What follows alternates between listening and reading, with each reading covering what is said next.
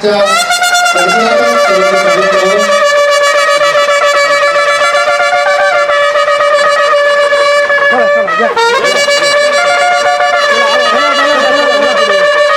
कार्यक्रमाचं उद्घाटन या ठिकाणी होत आहे। आपण ही जोरदार टाळ्यांनी या क्षणाचे साक्षीदार होऊयात।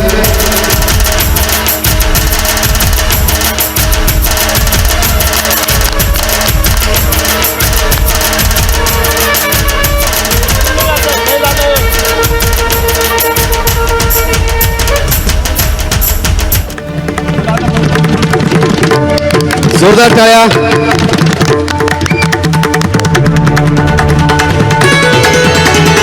सरांवरती प्रेम करणाऱ्या सगळ्या मान्यवरांचं आणि त्यांच्या आजी माजी विद्यार्थ्यांचं मनपूर्वक हार्दिक हार्दिक स्वागत आहे।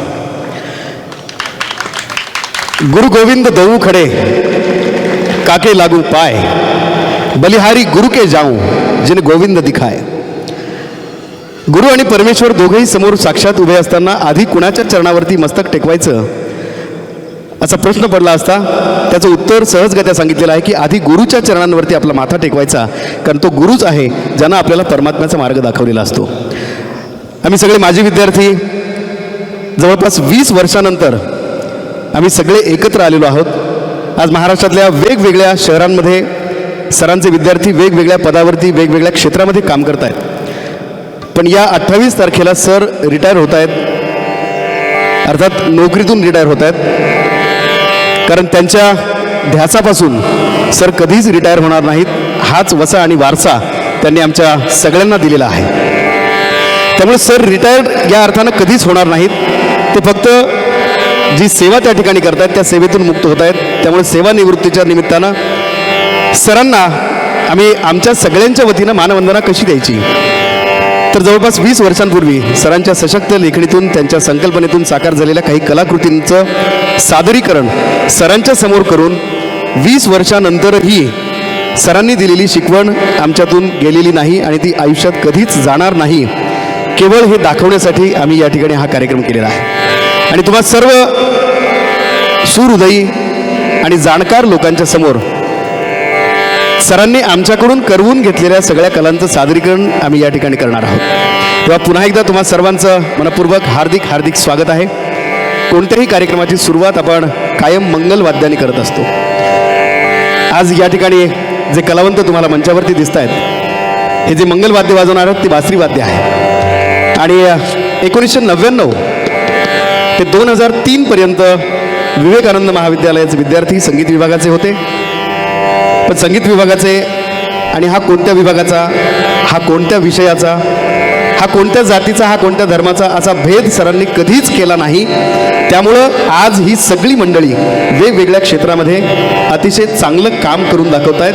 त्याचं कारण हे आमचे गुरु प्राध्यापक दिलीप महालिंगे सर आहे। आणि म्हणून मंचावरती आम्ही ज्या मंगलवाद्यानं सुरुवात करत आहोत, बासरी या वाद्यानं सुरुवात करत आहोत। सर 3 पिढ्या आज या ठिकाणी या संपूर्ण सभागृहामध्ये आहेत। आमच्या आधीची पिढी आमचे गुरु प्राध्यापक महालिंगे सर ज्यांनी आम्हाला घडवलं आणि आता आमच्याकडून काही विद्यार्थी शिकत आहेत, तर त्यांचे शिष्य असे गुरु आणि दुसरे गुरु आणि त्यांचे शिष्य अशी ही परंपरा आम्ही पुढे चालवत नेतो आहोत। फक्त हे दाखवण्याचा आमचा एक छोटासा प्रयत्न आहे की सर तुमचे संस्कार कधीच मागं हटणार नाहीत। तुम्ही दिलेली शिकवण, तुम्ही आम्हाला लावलेलं वळण, तुम्ही सांगितलेली शिस्त ही आमच्यातून कधीच जाणार नाही आणि याची पावती आम्ही तुमच्यासमोर दाखवणार आहोत। गिरीश काळे 1999 ते 2003 पर्यंत विवेकानंद महाविद्यालयाचे विद्यार्थी राहिलेत आणि सरांच्या अनेक कलाकृतींमधून त्यांनी त्यांचं दमदार सादरीकरण केलेलं आहे। 1999 ते 2003 याच काळामध्ये जगदीश व्यवहारे जे आज महाराष्ट्रातले ख्यातकीर्त तबलावादक अनेक विद्यार्थी घडवत आहेत, विविध कार्यक्रमांच्या माध्यमातून ते मंच गाजवत आहेत, ते देखील या ठिकाणी मंचावरती आहेत। आणि गिरीश काळे यांच्याकडं बासरी हे वाद्य शिकणारे त्यांचे हे विद्यार्थी या ठिकाणी आहेत आणि त्यांचं सादरीकरण या ठिकाणी तुम्हा सर्वांच्या साक्षीनं तुम्हा सर्वांच्या समोर होत आहे। गिरीश काळे यांचे हे विद्यार्थी जे त्यांच्याकडे मागच्या काही महिन्यांपासून शिकत आहेत, ऋषिकेश देशपांडे, अस्मिता जगदाळे, वृषाली कस्तुरे, प्रथमेश कुलकर्णी, सर्वेश लड्डा आणि गोविंदराज पालदेवार हे सगळे त्यांचे विद्यार्थी या कार्यक्रमाची सुरुवात करणार आहेत. फक्त आमची विनंती एकच आहे की महको तो ऐसे महको के फूलों को भी होश आ जाए और तालियां इतनी बजाओ की सब कलाकारों को जोश आ जाए. तुमच्या टाळ्या हाच आमचा आशीर्वाद आहे, तो आमच्या पाठीशी राहील या अपेक्षेसह कार्यक्रमाची सुरुवात बासरी वादनानं.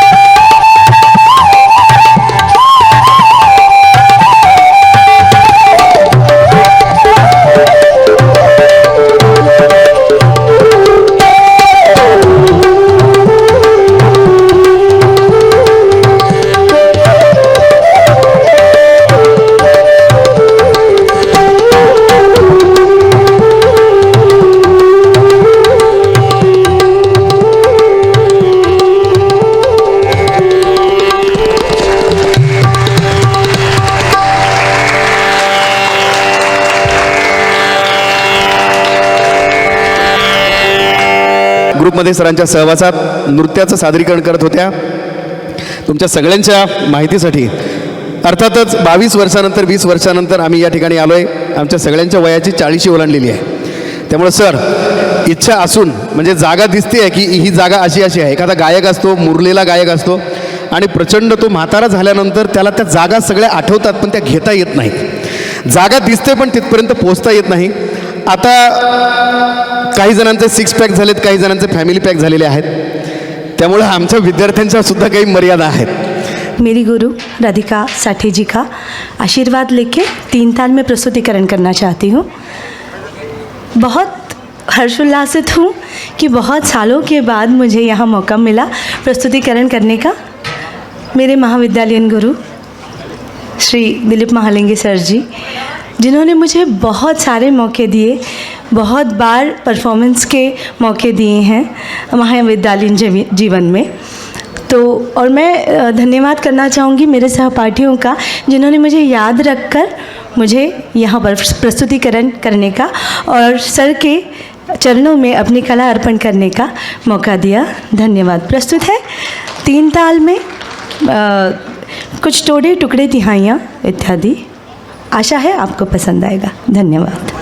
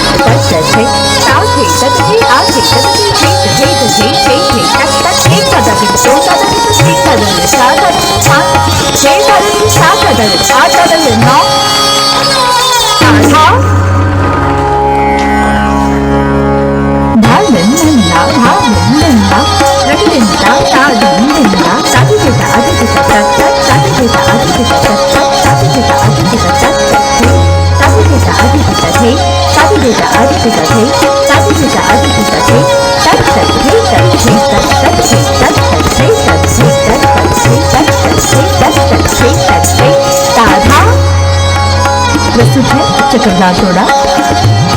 धा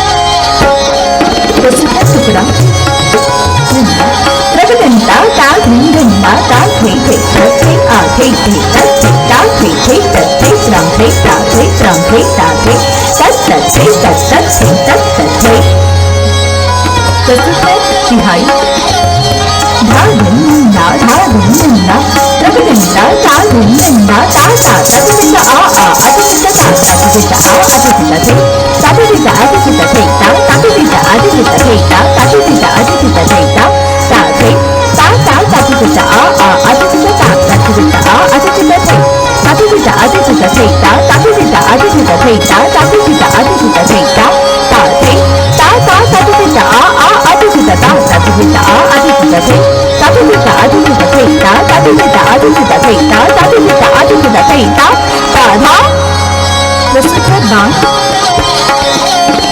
ताकी धीना धा धा के तक धा धा के तक ताकी धीना धा धा के तक धा धा ताकी धीना धा धा के तक धा धा ताकी धीना धा धा के तक धा धा ताकी धीना धा धा के तक धा धा ताकी धीना ताकी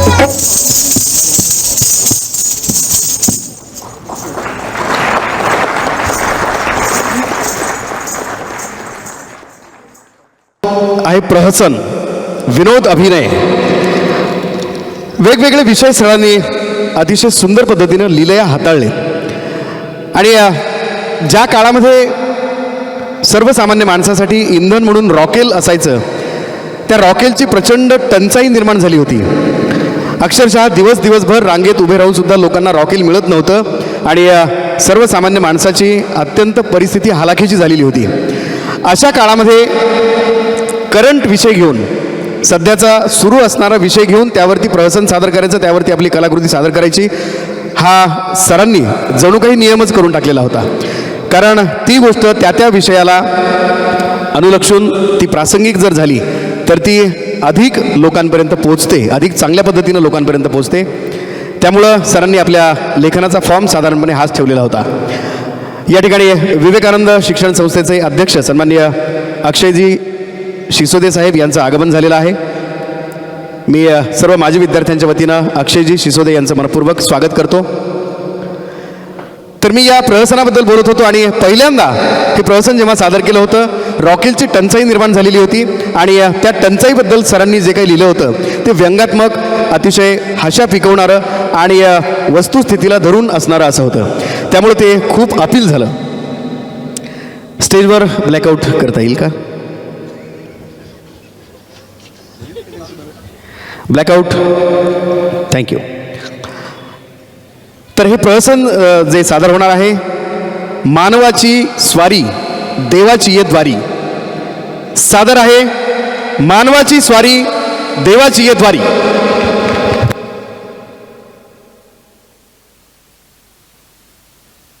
अरे अरे अरे अरे अरे अरे अरे अरे हा इंद्राचा दरबार आहे की सरकारी ऑफिस?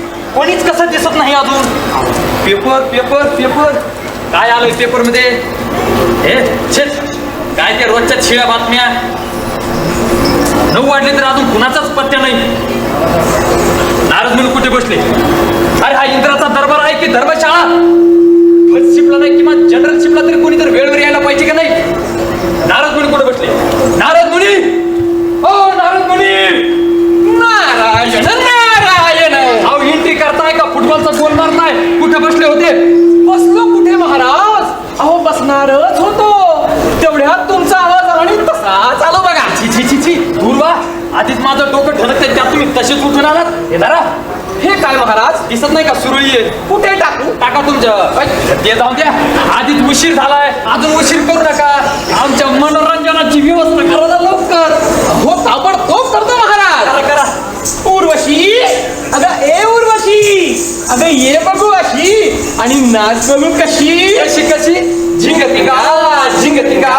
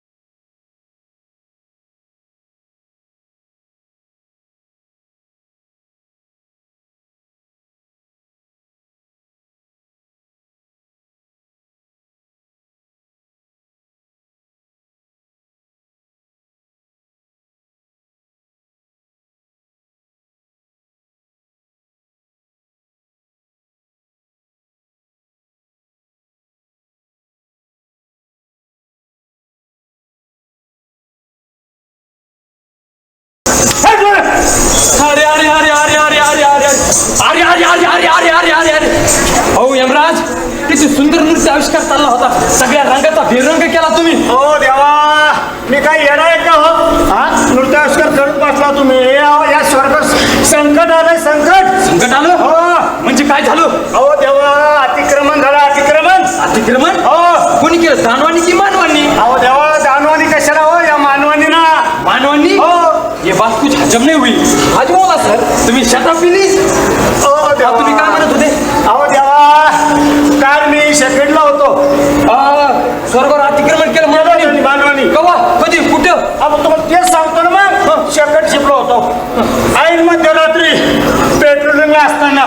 एक डोळा नुसताच लागलं आणि दुसरा लागण्याच्या बेतातच होता. मग तेवढ्यात खटखट खटखट एक लागला, हो. दुसरा लागण्याच्या बेतात होता. लागण्याच्या बेतात हो. दारावर खडखड, खडखड. खडखड. तुमचे खडखड खडखड खडखड बंद करा. मग त्याचं काय झालं? अहो देवा, बघतो तर काय काय? त्या कुणी हौदामध्ये आहे ना, ते सामान्य माणूस अडीच हो मेलेल्या अवस्थेत आढळले. अहो, एक तर 2 असतील, नाही तर 3 असतील. अहो. हे अडीच कसे? अहो देवा, ते अडीचच होते हो. अडीच? हो. अहो ते अडीच होते. तुम्हाला सांगतो, त्याच्या हातात आहे ना निषेधाचा फलक आणि एकाच्या हातात पात्र होतं. पात्र हो. मग आता मला सांगा, त्याचे जागायचे दिवस बाकी असताना ते आपल्या स्वर्गात आले हो. काय जगाचे दिवस बाकी असताना स्वर्गावर येण्याचा गुन्हा केला? हो. तुम्ही त्यांची यादी बघितली नाही का नीट? अहो देवा, ती मृत्यूदेवाची मूर्ती लोक आहे ना, त्याच्यातले पाहिले त्याच्यातून हो. मग ती पुरवणी आली त्याच्यात नाही. कुठलं त्याची इन्फॉर्मेशन नाही, व्हॉट्सअप नाही, कुठलीच माहिती नाही आपल्याला. तरीही ते आपल्या इथं आले. बापरे, म्हणजे काही जगायचे दिवस बाकी असताना स्वर्गावर येण्याचा गुन्हा केला? हो. जा, त्यांना माझ्या समोर हजर करा. अहो देवा, तुम्ही म्हणता आणत आहे ना, पण ते लय विचित्र आहे हो. अहो, मी महाविचित्र देव आहोत. जा, त्यांना माझ्या समोर हजर करा. आणू मग आता आणतो ठेवू नये त्यांना. अतिक्रमण केलं म्हणजे काय देवा? मी तेच म्हणतोय, तुम्ही काय ते डोकं चालवलं? विचार करा. अतिक्रमण केलं म्हणजे काय?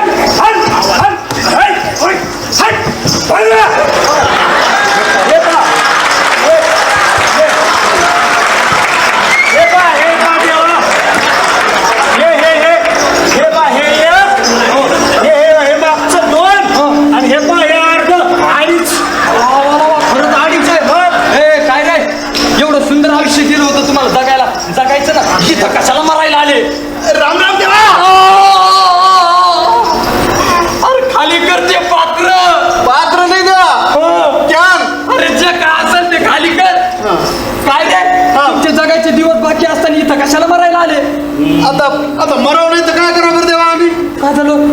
अहो, पृथ्वीवर खाली जीवनावश्यक वस्तूची किती टंचाई निर्माण झालेली आहे. जीवनावश्यक वस्तू? मग हे काय असतं जीवनावश्यक वस्तू? अहो देवा, जीवनावश्यक वस्तू म्हणजे देवा बघा, गहू, तांदूळ, ज्वारी, डाळ, पेट्रोल आणि हे राखेल. रॉकेल? नारद मुनी, हे रॉकेल काय असतंय? Highly inflammable. हो नारद मुनी, काहीतरी समजेबल बोला. अहो देवा, हे अति ज्वलनशील पदार्थ आहे ना हो. अरे बाप, काय अवघड अवघड शब्द असतात पृथ्वीवर. अहो देवा, तुम्हाला मी मागच्याच आठवड्यात ऑक्सफर्ड इंग्लिशची डिक्शनरी आणून दिली, तुम्ही वाचत आले हो कधीतरी. मला कुठं वाचायला वेळ आहे? बघा आता देवा, तुम्हाला वाचायला वेळ नाही, आम्हाला तरी कुठं जगायला वेळ आहे देवा. अहो, किती कामं असतात आम्हाला. काय? दिवसभर राखेलच्या रांगेत उभं राहावं लागतंय. अरे दिवस रांगत राहावं लागतंय. हो देवा, मग? रांगेत म्हणजे तसं रांगत नाही. मग? रांग क्यू कतार रांगत राहावं लागते उभं. अच्छा, रांगेत. तेव्हा कुठे मिळते तर रॉकेल? नाही ना देवा, दिवसभर रांगत उभं राहून मी राखेल मिळत नाही ना, म्हणून आमची फजिती आहे. अहो देवा, आम्हाला सगळं रांगेतच करावं लागतंय. काय? आमचं म्हणजे हे बी रांगत, आमचं ते बी रांगत, आम्हाला दाढी बी रांगतच करावं लागते देवा. बघा ना, इथं यायचं म्हणून मी खरंच दाढी केली. अरे वा, जिलट दिसतंय. नाही टोपा पत्ती. अच्छा, म्हणजे एवढं सगळ्या गोष्टी केल्यानंतर राखेल मिळते तर? नाही ना देवा, एवढं करून मी राखेल मिळत नाही. अहो दिवसभर रांगेत लागून आमचे नुसते डोके पागल होते. मग अहो देवा, असं जरा कुठं आमचा नंबर लागला, दुकान बंद. जरा कुठं आमचा नंबर लागला, दुकान बंद. जरा कुठं आमचा नंबर लागला, दुकान बंद. असं होते बघा देवा. आम्हाला तसंच माघारी यावं लागते पुन्हा. अरे फार विचित्र अवस्था रे रॉकेटची. अहो देवा, माझं तर काहीच नाही. येतच बघा ना. आता याचं काय बघा? याचं बघा म्हणजे याची अवस्था बघा ना देवा. काय झालं? अहो राखेलच्या रांगेत उभं राहून याच्या डोक्यावर परिणाम झालाय. तो कसा? तो कसा म्हणजे, अहो जरा जागा दिसली, सारखा पुढं जरा जागा दिसली, सरका पुढं, जरा जागा दिसली. सरका पुढं. अरे माग सरक ना. खाली काय पृथ्वीवर पडतो का आता? अरे अरे माग वळ ना बाबा. देवा आता तसं नाही ऐकायचं. मग कसं? आता थांबा. ए दुकान बंद. अरे बाबा. देवा अहो देवा येतं आता येतच पहा ना. आता त्याचं काय पहा? अहो त्याचं पहा म्हणजे 6 फूट 6 इंच. काय 6 फूट 6 इंच. काय 6 फूट 6 इंच उंची होती माझी. हे काय आहे? रॉकेलच्या रांगीत घालून घालून घालून. अरे अरे अरे अरे अरे अरे तुझी अवस्था बनायची रॉकेटची पृथ्वीवर. काय याचा ऐकत बसलो हे तुम्हाला काही सांगू राहिलं. यांनी स्वर्गात येण्याचा गुन्हा केला. याला शिक्षा द्या पहिले. हो नारद मुनी यांनी स्वर्गात येण्याचा अक्षम्य गुन्हा केला. यांना शिक्षा द्या. अरे खाली कर ते पात्र. पात्र नाही देवा. अरे जे काय असेल ते खाली कर. पण देवा आम्ही पृथ्वीवर तुमच्याबद्दल काय काय ऐकलं होतं. काय ऐकलंय? म्हणजे तुम्ही किती मायाळू आहात, तुम्ही किती कृपाळू आहात, तुम्ही किती दयावान आहात, तुम्ही किती हे आहात, तुम्ही किती ते आहात, तुम्ही कैबाई आहात. मला काही वेळ म्हणतो का?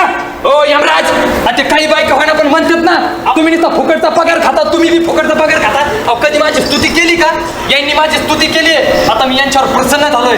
हे मागा रे काय मागायचे ते मागा. हिरे मोती सोने चांदी जडे जवाहर मागा. अरे बाप रे बाप देवा तुम्ही आमच्यावर प्रसन्न झाला. अरे बाप. अरे खाली कर ते पात्र.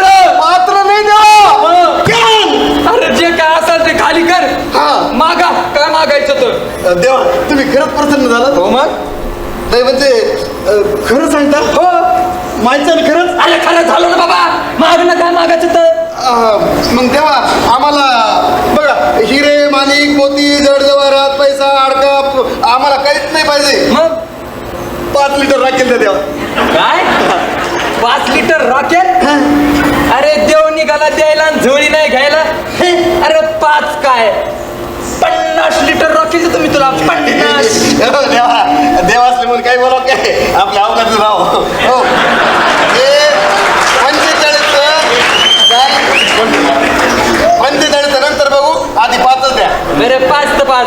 हो यमराज हो देऊन टाका यांना 5 लिटर रॉकेल. काय म्हणले तुम्ही? यांना 5 लिटर रॉकेल देऊन टाका. ते नाही जमत आपल्याला. तुम्ही जे वचन दिलं तुम्हीच बघून घ्या ते. अहो आम्ही वचन दिलं आम्ही तर ते पाळणारच. पण तुम्ही काय घाबरतात का यांना? हो देवा घाबराची भाषा करू नका. तुम्ही 5 जीव आणा म्हणले ना मी 50 आणून देतो. पण ते तुम्हीच बघून घ्या. बरं मीच आणतो मग रॉकेल. ए दे रे इकडे ते पात्र. पात्र नाही देवा. अरे जे काय असेल ते दे इकडे. ठीक आहे. अरे खाली कर ते पात्र. अहो तेव्हा त्या नाही ना. अरे जे काय असेल ते दे इकडे. दे दुरून तुमचा मानवाचा स्पर्श देखील चालत नाही आम्हा देवाधिकांना. हो लागायचं नाही का काय. ए हो काही बोलू नको. You just throw it. देवा यस. 1 2 साडेवाडे 3.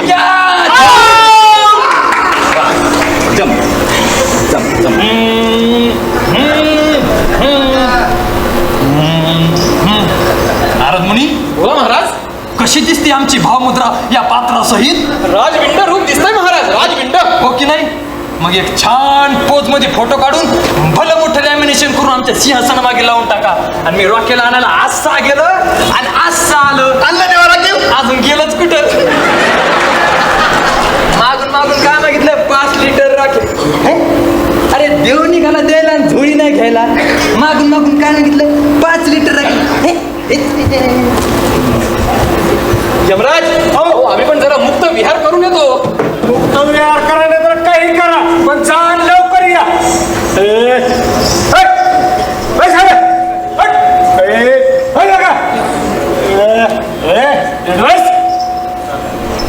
अरे नेट बस. हो देवा ते बसलेलंच आहे. बसलेलं याला त्याला तिथंच बसते ते. आणि याला त्याला तिथंच बसते. सुट प्राणी.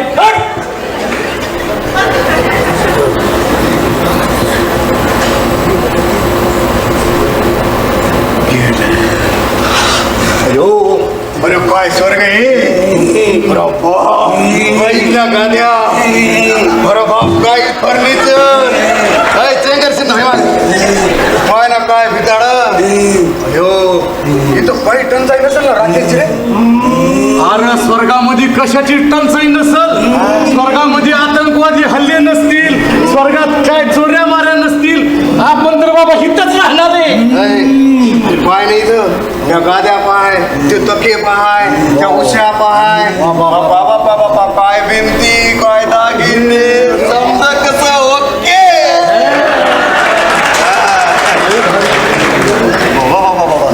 इथंच राहिलं या करू आपण इथंच राहिलं पाहिजे. आता जायची गरज नाही. राखेलच्या रांगा ते हे सगळी टंचाई कटाळा आला पृथ्वीवर. इथं आलोय आता आपण इथंच राहायला पाहिजे. आता पुन्हा खाली जायचं नाव काढू नका. सोडा मला सोड मला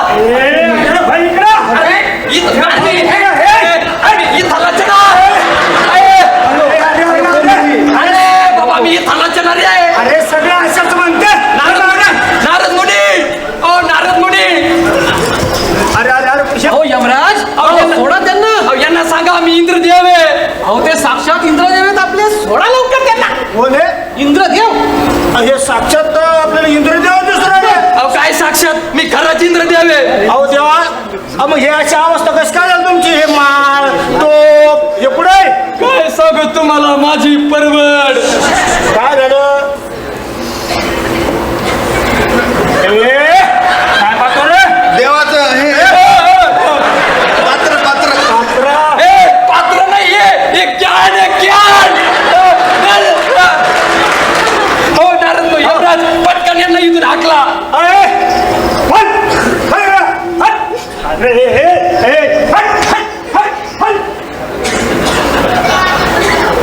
काय अवस्था केली महाराज. अवकाशाची अवस्था. पृथ्वीवर राखेल आणायला गेलो खरं. सकाळपासून रांगेत उभा होतो. कसा बसा नंबर आला राखेल बंद. अहो मग तसंच मागं यायचं महाराज. अहो पाठी मागच येणार होतो पण पाठी मागून हे लोकांचा लोंढा आला. गर्दी उसळली. त्यात माझा टोप तुटला, हार तुटला, माळ पडली. चंगरात चेंगरीत माझे असे हाल झाले. अरे तुम्हाला सांगतो पृथ्वीवर रॉकेल पेक्षा माणसापेक्षा जास्त किंमत रॉकेलला आहे. इंद्रदेवाला काडीची किंमत नाही. अहो देवा मग मी का नाही गेलो. का नाही गेले. अहो मला मोठा अनुभव हो. स्वर्गात जायचा वर खाली जायचा. अहो हे जे जागा आहे ना असं घट्ट विणलेलं होता पण हे जाऊन येऊन आहे ना या असं झालं पा. अहो नारद मुनी आमच्या डोक्यात लय गोंधळ माजलाय. असं वाटतंय 10 किलोचा बॉयलर पेटला का काय.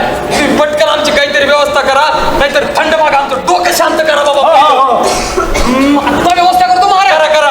अगं उर्वशी अगं ए उर्वशी ये बघवाशी.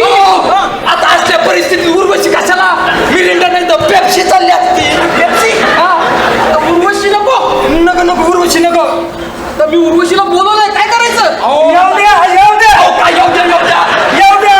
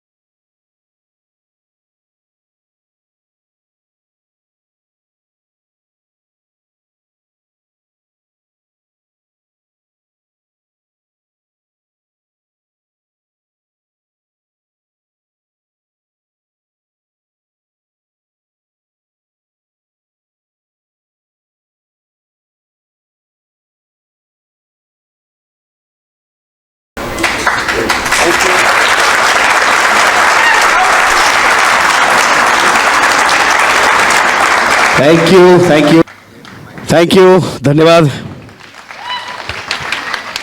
नाही, रॉकेल काही मिळालंच नाही. पण या माझ्या माहितीनुसार जवळपास 23-24 वर्षांपूर्वीच्या कॅन अजूनही तशाच आहेत. म्हणजे रॉकेलची टंचाई किती तीव्र आहे तुमच्या लक्षात आलं असेल.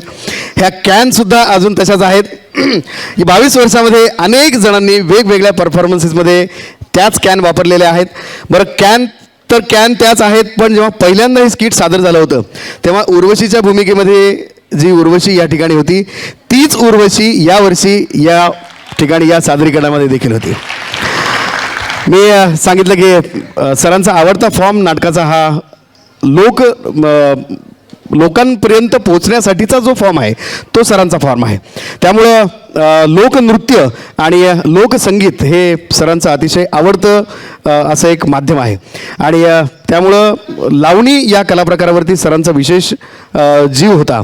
आणि जी अदाकारी वगैरे होती, कारण लावणी आपण आजकाल जे लावणीचं थिल्लर रूप बघतो आहोत, ही लावणी काय आहे, लावणी मूळ परंपरा लावणीची काय आहे हे सरांनी आम्हाला तेव्हापासून शिकवलेलं होतं की लावणी ही केवळ अश्लीलच नसते, तर लावणी एक शृंगार आहे.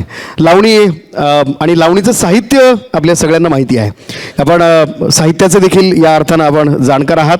तेव्हा लावणीचं हे माध्यम इतकं सशक्त आहे की आपल्या लावणी या कवितेच्या एका प्रकाराचे लिखित आणि ज्ञात असणारे 50पेक्षा अधिक प्रकार आहेत. बैठकीची लावणी, खडी लावणी, अंधारी लावणी, कंदिलावरची लावणी, बालाघाटी लावणी, घाटावरची लावणी, खडी लावणी आणि सवाल जवाबाची लावणी, मुलीनं आईसाठी गायलेली लावणी, आध्यात्मिक लावणी, अनाध्यात्मिक लावणी, शृंगारिक लावणी, अशृंगारिक लावणी, पारंपरिक लावणी, अपारंपरिक लावणी. लावण्यांचे जवळपास 50पेक्षा अधिक प्रकार आहेत. अशा वेगवेगळ्या प्रकारांमध्ये नजाकत काय असते हे जेव्हा सरांकडनं ऐकतो तेव्हा ते एक स्वतंत्र व्याख्यानाचाच विषय होऊन जातो. आणि मग आमच्या सगळ्यांचा जीव जडतो लावणीवरती. आणि लावणी हे माध्यम आहेच तसं हो. शांत बसलेल्या माणसाला ती थिरकायला लावते, थिरकणाऱ्या माणसाला ती जोशात नाचायला लावते. आणि ढोलकीवरची थाप काळजाचा ठेका चुकवते की काय असं वाटतं आणि साकार होते मराठमोळी ठसकीबाज लावणी. म्हातारी म्हणाली म्हाताऱ्याला. पूर्वीच्या काळी बघा लोक टाळ्या वाजवायचे, शिट्या वाजवायचे, हवेत फेटे उडवायचे. आता डोक्यावर हवेत उडवण्यासाठी फेटा आपल्याकडं राहिलेला नाही, पण टाळ्या आणि शिट्या मात्र हमखास अजूनही चालतात. लावणीला पहिल्यांदा बक्षीस मिळवून देणारे कलावंत या ठिकाणी आज सादरीकरण करणारच आहेत. पण आताच्या पिढीचे, आमच्या नंतरच्या अनेक वर्षानंतरचे जे विद्यार्थी या ठिकाणी सादरीकरण करतात तेव्हा ते लावणीचं स्वरूप अजिबात न बदलता लावणी त्याच ताकदीनं सादर होते हे दाखवण्याचा आमचा एक छोटासा प्रयत्न. आमच्या अनेक वर्षानंतर आलेले विद्यार्थी, आत्ताचे सरांचे आजी विद्यार्थी, एक विद्यार्थिनी झकास लावणी इथं सादर करणार आहेत. तेव्हा तुमच्या जोरदार टाळ्या लावणीसाठी पाहिजे तर आहेतच. लावणीसाठी अजून काय काय आवश्यक आहे तुम्हाला वेगळं सांगण्याची आवश्यकता नाही. ॲडव्होकेट अनंत खेळकर असं म्हणतात की म्हातारी म्हणाली म्हाताऱ्याला झोपेत काय बडबडता. म्हातारी म्हणाली म्हाताऱ्याला. आम्ही एका, मला असं वाटतं की वगनाट्यामध्ये आम्ही जेव्हा R.R. पाटीलांनी सगळ्या डान्स बारवर बंदी आणली होती तेव्हा लोककलेला, या लावणीला आणि लावणी कलावंतांना खूप चांगले दिवस आले होते. आम्ही एका वगनाट्यामध्ये तो घेतला होता की काय आबा बाबा बाबा असं वापरून आपण तो फार सुंदर प्रसंग रंगवला होता. त्यावर अनंत खेळकरने असं लिहिलं होतं की म्हातारी म्हणाली म्हाताऱ्याला झोपेत काय बडबडता, डान्स बार केव्हा उघडणार कोणाला विचारता. हल्ली तुमचं खरं रूप होऊ लागले लीक आणि तारुण्याची दारू मारते म्हातारपणात किक. मग म्हातारा म्हणाला म्हातारीला अगं असं कधी घडतं का, आणि जुनं झालं कुकर म्हणून शिट्टी मारणं सोडतं का. त्या जोरदार टाळ्या आणि शिट्ट्यांच्या आवाजात बघूयात भारदार ठसकेबाज मराठमोळी लावणी.